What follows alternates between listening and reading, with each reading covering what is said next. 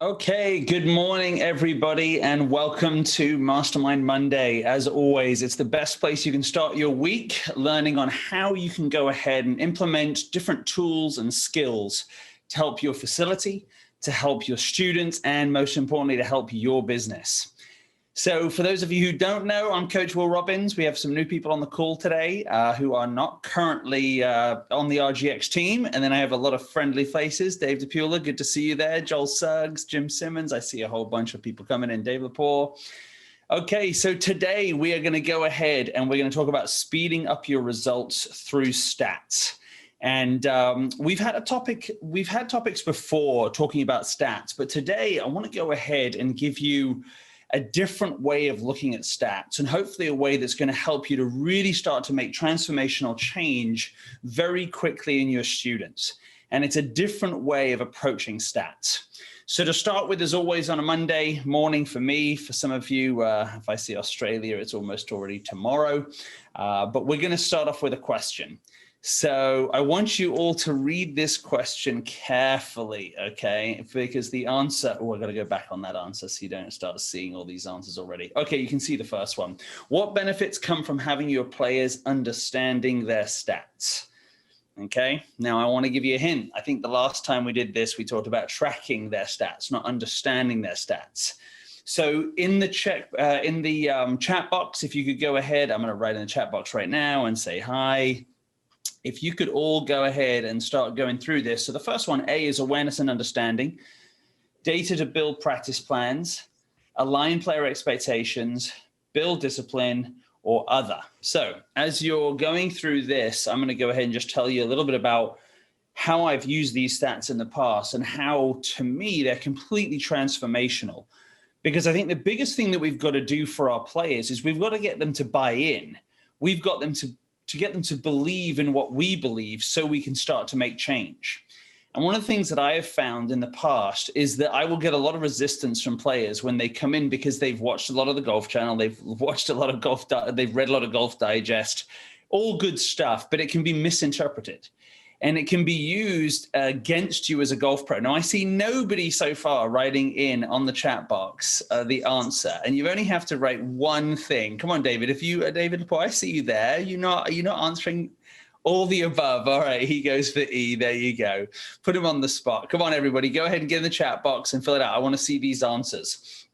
So what I find is people will come in and they'll fight against me, and I'm not going to continue on to the next page anyway. So if you guys don't start, Kenneth, Joel, Jim, Empow, I see you all there. Dave DePula. Okay, now we're going. Being realistic. There you go. Is that I find that people fight against me on these, but when I give them good data, they can literally shift from being this opposing, it doesn't work, you're wrong, to an absolute disciple and raving about you with literally one stat. And I'm going to show you 3 different ones today to help you, okay? And so I want today is I'm going to really highlight C, okay, aligning player expectations. Because what I believe is the biggest problem that happens in golf is that people suffer from a tension problem, not a technique problem. And for any of you that are doing the scoring method, you've heard that. It's one of the key fundamentals, one of the building blocks that we talk about, is that people say, oh, my swing, my technique's awful. I got to work on my technique. But on the driving range, it's not that bad. But on the first tee, it's horrible. Now, you've heard me say before, if you have bad technique, it's bad on the range, it's bad on the first tee, it's bad on the 15th tee, it's always bad. Most people get frustrated, though, because they can't do it on the golf course, but they can do it in the lesson with you. They can do it on the driving range. They can do it on their own on a Tuesday night. But on a Saturday morning, it just cannot come out. And to me, that's a problem with tension, not technique. And when we look at tension, it comes from having unrealistic expectations. And if you want to see a sport, I don't think there's a sport that I know of that is more delusional than golf. Because every one of us had this experience, right? And maybe not in the last 5 years, this hasn't happened because the yardages on the PGA Tour have got so different. People are hitting it so long. But I'll have people come up to me and be like, Will, I'm 48, I'm going to be 50 soon. Yeah, I'm thinking now maybe I should go out there when it used to be called the senior tour, right? I think I should go out for the senior tour. And they're an 8.3 handicap. And you're thinking like, how delusional can you be that you think you could even get to scratch? I'm not pitting people down, but I mean, we actually believe we're way better at golf than we are. Because if any of you get frustrated on the golf course, that shows your expectations are too high. Okay, because none of us are that good to get frustrated. Because if the best players in the world don't get frustrated from bad golf, they understand the stats. They understand what it's like and the level that you have to play at. So what I want to do today is start off with some very basic things. I'm going to just move this out the way that I think some of you've seen before, but I want to tie them into a slightly different format today. So the biggest thing that I see, I don't think correct has two R's in it, but then again, I'm not an English scholar. I'm just English. And that's not Courtney or any of my team. That's me that spelt it that way, everybody. So what I would suggest that we start off with is this fight that I have with my students about yardages, okay? About how, well, listen, I play with my guys off the blues. And I'm going to put this on the ladies as well. Well, listen, in the tournaments, we have to play off the reds. We have to play off the reds. Okay, I get it. You have to play off the reds. And guys, when you play with your buddies, you have to play off the tips. But when I'm coaching you, I want you to understand the consequences of playing off of those tee boxes and how it relates to your score. And so the first thing that we want to start off with is helping them to understand how far they hit it and how far a golf course they should actually play. And I would say there's nobody better than this right now than US Kids, because US Kids has actually figured out that if you scale a golf course, kids can actually have fun, right? Let's just do a show of hands. If you're on video, give me a thumbs up. Who's got kids that are currently playing in the US Kids Tour that have shot 72 or better? Okay, raise your hand or give me a thumbs up on chat. Okay. All right. I'm seeing, come on, everybody. It's Monday morning. I brought the sheet up. I'm going to hide it again. Let me hide the thing back here so you guys can't see it. Hold on. You guys are looking at the data. Come on, who's got it? Come on, David Lepore, you answer this question. How many kids have you had that have played US Kids that have actually shot, even par or close to even par? Joel Suggs, 4. David Lepore, you're unmuting yourself because I can see you. Yeah. So Will, I don't like kids. I don't do kids. I said David Lepore. Now he's Dave DePula, you see, so he's fighting it. Oh, gotcha. So David, you said 2. We've had a whole bunch, and the kids are loving it because they're out there playing the golf course and they shoot, a 67 or a 70, and they're actually winning. Okay, then I see my kids that go and play in JTNC events or Hurricane Tour events and shoot 97, and they come off the golf course crying their eyes out because they just stepped up to a different tee box and they didn't realize how difficult the game is as you start to add length. So what I want to go ahead and show you here is the math and the equation for this is this. 5-iron, your carry distance on a 5-iron times 36 is the length of the golf course that you should play. And the beauty of this is if we look at this, that if you look at US Kids courses and you see the youngsters out there that can hit their 5-iron 100 yards, their courses are 3,600 yards. Now, if you think about your ladies programming, okay, they're usually playing courses around 5,000 yards. They don't have a 5-iron, they've got a 5 hybrid. And at best, it carries 100 yards in the air. Because of clubhead speed, the ball obviously doesn't launch as high. So they may be carrying it 100 yards. It might run out to 120, but they're playing a 5,400-yard golf course when realistically they should be playing a 3,600-yard golf course. So if you look at this, a lot of kids in high school and a lot of my adult golfers, they carry the ball about 175 with their 5-iron. Now, we know sometimes that's a blade and it lands at 140 and rolls out to 180. Other times they stripe it, it goes 175. But realistically, they should be playing right around 6,300 yards. Most of the time, they're playing 67, 68, 69 and wondering why they're struggling. You see, the beauty of this stat is that when you look at a PGA Tour player and they're on average carrying their 5-iron about 205, they're playing a 7,400-yard golf course.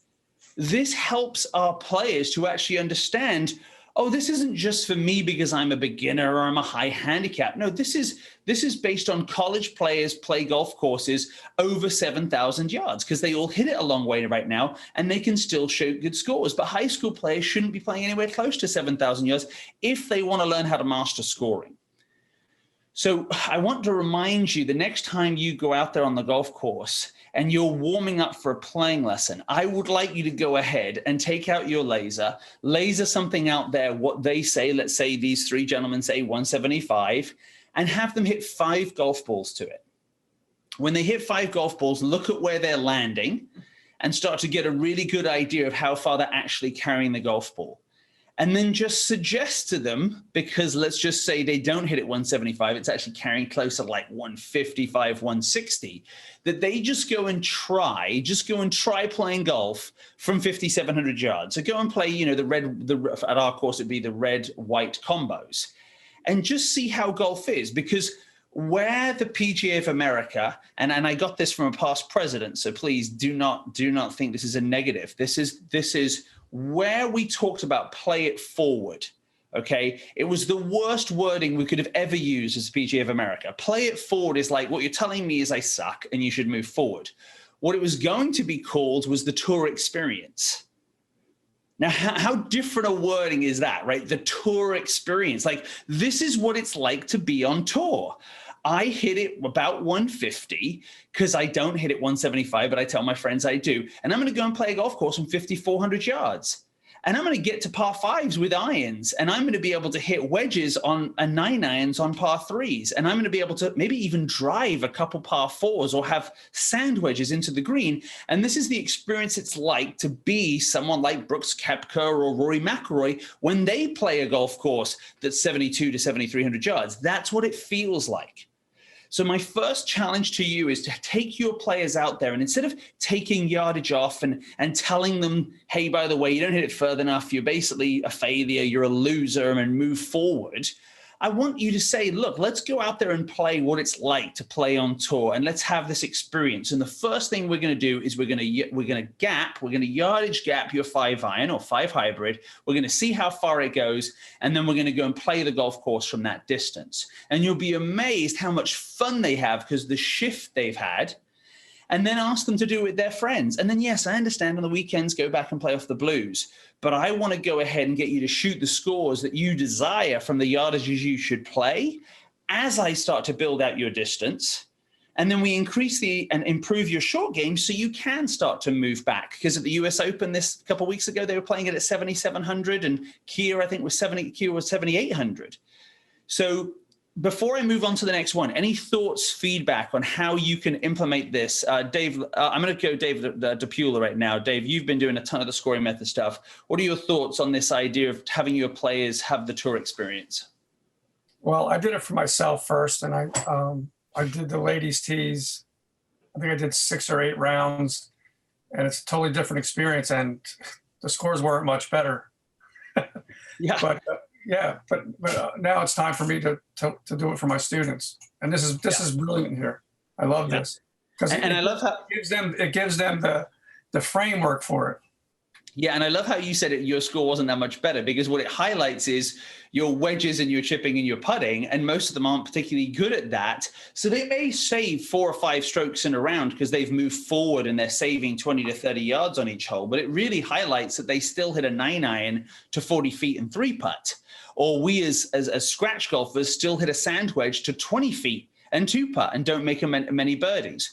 So it's a great way to help your players to understand the first thing that they're doing is playing a golf course that doesn't match up to their golf game. Or for my junior golfer to say, hey, listen, when you go from US Kids to our first tee tournament, you're going to go ahead and you're going to add at least 7 strokes to your golf game, because if you think about it, over 18 holes, if there's going to go ahead and we're going to see the distance increase of on average about, let's just say 50 yards a hole, you're going to lose half a shot a hole. So don't worry about it. It's helping them to prepare just like they do as they go from high school to college. So once I've got a player to start to understand that yardages, doesn't mean they're going to change. It's going to help them to start to understand greens and regulation. You've heard me talk about this one before. And a lot of the thing that we do in the scoring method is we talk about, look, you don't hit greens and regulation. That's just it. None of us hit a lot. And if you do, you shouldn't be on this call. And that's probably why Jim Estes isn't on this call. He's probably playing in a Champions Tour event. Okay. So he hits a lot of greens, and I play with him. He's one of our RGX coaches. Many of you know him, but he just hits the ball dead straight and hits all the greens. And I'm very jealous of him.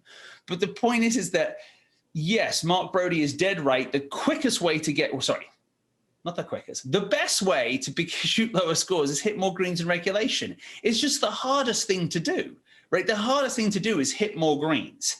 And so what we've got to start to understand, to help our players to understand, is two things. Is if you are an 18 handicap, you are going to hit, on average, over a season, 2.5 greens around. And the way you do this score is you do 95 minus GIR times 2. So if you think about this, 2.5 times 2 is 5, minus it from 95 equals 90. So that's what you're going to average score-wise as an 18 handicap. So my challenge to all of my players is to realize you have a lot more opportunities to chip and putt because you're missing a lot more greens than a tour player, okay, than a scratch golfer, than a 10 handicap. So what we've got to do first is got to realize is the biggest problem you've got right now is how do you chip and pitch the ball better, close to the hole to have less putts? And so the first focus that I want to have with my players is nothing to do with hitting more greens. It's missing greens in a position that they can score. And think about this. Most of our players are, I've got 3 wood, I'll probably get there, compared to, well, what about just your 5 hybrid short right, away from the water, away from the bunker, with 30 yards short of the green? This is easy. You see, they don't think that way. Most of my players don't think that way until they start to work with me, is they see the flag, they go for the flag. So if we can start to help our players understand that it's okay, you're going to miss 15 greens around, maybe 16. But if you could be in a position to score where you weren't in a bunker, weren't in a hazard, weren't short-sided, you would have a chance. And so what I'll do is I'll do a cross for my players and I'll say, look, that's the flag, right? That's the middle of the green. Let's just say, where can you not go? It's very negative, but I'll say, where can you not go? Because it's realistic. I want you to not go in the water and not go in the back bunker. So anything right and anything short would be fantastic. So as a player starts to understand this about their greens and regulation, they start to realize that the first level of improvement is actually you need to go ahead and get up and down more often. And it takes them away from putting pressure on their ball striking, because they'll get upset with me when they miss a green from 150 yards. And I'm like, you miss a green from a greenside bunker. You miss a green from a pitch shot, let alone 150 yards. It's very unlikely you're going to hit it. It's less than probably for an 18 handicap golf from 150 yards. It's less than 10% that they're going to hit that green. And that's for a decent 18 handicapper who's got reasonable ball striking. And so when I outline this, what tends to happen is they free up. They're like, oh, well, who cares? I'm not going to hit it anyway. And then they dribble one onto the front edge, or they get one just short right of the green. So again, as we align expectations and take the pressure off, it allows them to take a hybrid off the tee box, because you're like, well, you're not going to hit the screen anyway. It's stroke index 1. Just get it down the fairway. Just get it down somewhere close to the green, because we would never hit the green regulation anyway. And the way a 7 or an 8 is going to come into play is because you actually went ahead and went for the green, right? And then you made the big number. And this is what obviously scoring, teaching someone how to score is all about. It's just take away big numbers, and it's very hard to add up to anything more than 90. So as we go through this process, all right, I'm going to pick on Andy. Andy, how's things in Germany? Give me your thoughts, Andy, on what you've been doing as far as helping people with greens and reg. How's this been helping you as you take them through this process? You're on mute. There you go. Hi, Will. Yeah, things are okay here. Thanks. Started doing a bit more work now. Good. To be honest, a lot of the guys that I have, it's not even a case of game to greens regulation. It's game to greens in like 1 or 2 less, or even par, to be quite honest. Yes. So I know this. I've seen this before with you. But What I'm sort of doing is go, okay, well, if your handicaps like Kosovo, we have this different. Well, it's not a different handicap system now, obviously, but the very high handicappers. You know, I've got guys who they're going to take 4 shots to a par 4. So I just say, well, if you're needing 4, let's get 2 putts on that, and we get it down to handicap 36, and then start looking at, well, maybe we can get on some par 3s in 2. Yep. And just a bogey there, and then we get you down to, let's say, handicap 30 or something like that, and just working like that. The number of guys that are sort of, the number of guys have regular coaching and come into this category is pretty much no one, to be quite honest. But I love what you're doing, Andy, is you're giving them a path forward, because I think one of the problems with golf is like, this is par. This is what a professional golfer who's played their whole life does. And you're a guy, so good luck and measure yourself to par. And it's just depressing compared to, listen, we're going to go for on the green in 4 and 3 putts. We're going to go for a 7. Expectations get way lower and they make a 6 and they feel like it's a birdie. And they're walking off the green super excited. They're still making double bogey on every hole, but they're going to stay in the game because they're enjoying the game, because you're creating a path through getting expectations aligned with where they're at, rather than comparing themselves. 4, I made an 8, I suck. 4, I made a 9, I'm terrible. It's not long before people quit. Does it make sense, Andy? Yeah, I mean, to be honest, I've got 2 things. I did a thing with the kids that the club actually slightly changes, but I made some scorecards for the kids. There were 3 different levels, and I said, if you can't play par at the level you're at, you can't go to the next level. You have to stay there until you can do it. That was just for 9 holes. Yep. We've now got kids' tees, which are slightly different. But basically, I still try and use that system when I can. And the one thing I thought was quite funny, a friend of mine actually made some scorecards from his own club, depending on the people he's teaching. And he said, like, he told me about a round he went out with, and he said, right, before we start, just so you know, there are 5 par 10s on this golf course for you guys. And he said, normally they're par 5s, so, but these people can't get near it in 5. Yeah. So he made them a par 10. So that was quite interesting. And I would say that if we go back to that other one, Andy, that's where I would say, look, man, if I hit a 3-wood 5 times on most holes, I would quit golf after about 4 holes, right? So that's where I would then say where Operation 36 is doing so well, right? Let's move it way forward, US kids, let's move it way forward. So you don't have to hit 5 shots, right? Let's scale the golf course to get you in a position, and as professionals take ownership of, like, look, who cares about what par is? It's dated, right? I mean, it doesn't make sense because you're a guy, you should tee off this tee box, and because you're a woman, you should tee off this way. It should be because you hit it this far and you shoot, that's how you shoot these scores. Off you go. And so I think exactly what you're doing there, Andy, is get the expectations leveled. And some players will stick to, I absolutely am going to play the blue tees. Great, that's fine. But let's have your expectations. You're not going to shoot an 80 around this golf course. You're more likely going to shoot an 85. And Dave Lepore, I love yours. Tour players carry their 5 on about 215 average. That's 7750. Travelers this weekend was 6,800. So Dave Lepore, when you were at Kiowa, what was Kiowa playing? It was pretty long. It was like 75 to 77, and it's not a coincidence that the score was on par. Yep. And then this weekend, what was the score to par at the Travelers? 13 under, was it? Yeah, 13. And what difference would you say the golf course was? What was the handicap of the golf course at the Travelers this weekend? Yeah, I don't know.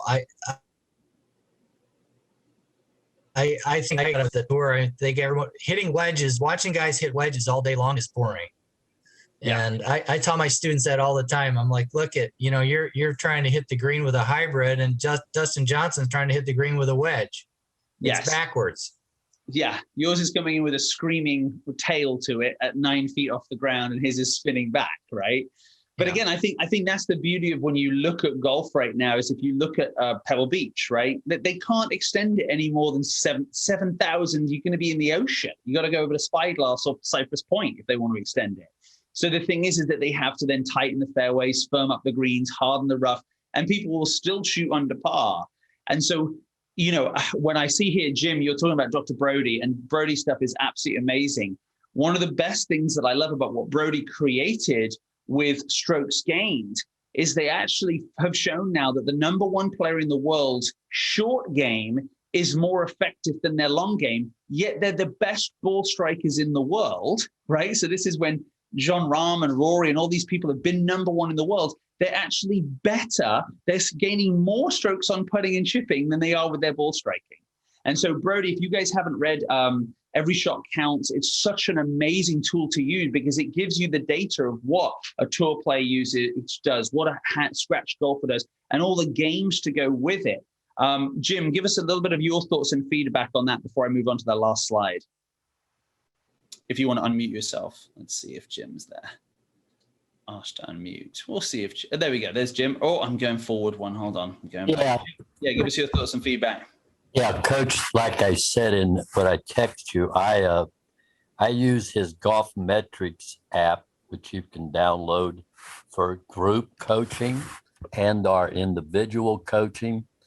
And for me, it has been just phenomenally successful and that you can point out specifically what they don't do in the 4 parts of driving, approach, short game, and putting. Yeah. And then you can show them, yeah, I mean, I had a kid me and my boss were both coaching, and he walks in the door, we're using the app, he walks into Hoppy and says, Hoppy, I need help with my driving. I hand Hoppy the app statistics. He's a 5 handicap driving. He's a 12 handicap putting. Hoppy said, let's go to the putting green.